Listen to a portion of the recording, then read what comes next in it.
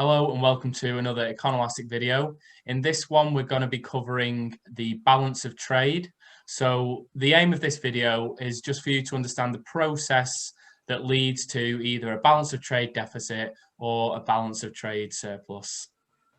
Yeah, so if we can recall our intro to macroeconomics video, we know that macro problems are linked to the balance between aggregate demand and aggregate supply.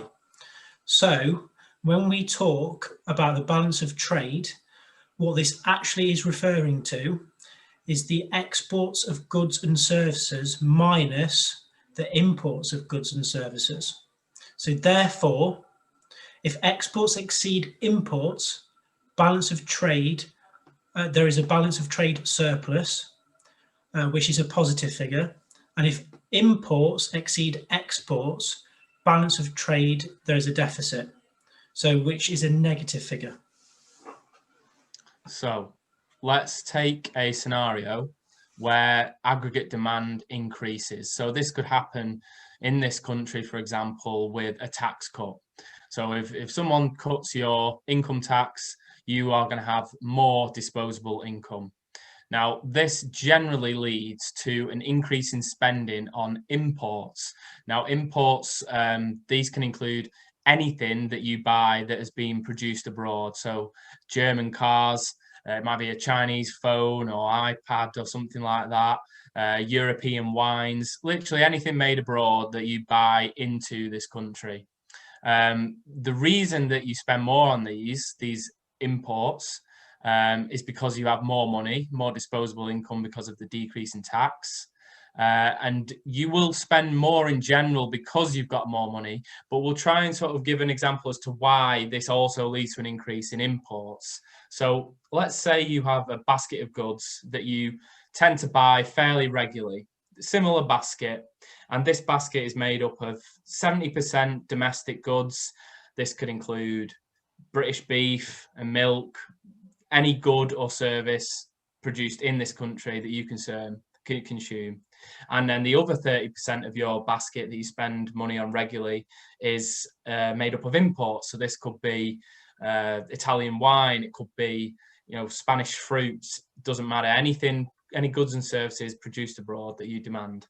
So your basket is made up of 70% domestic goods, 30% foreign goods.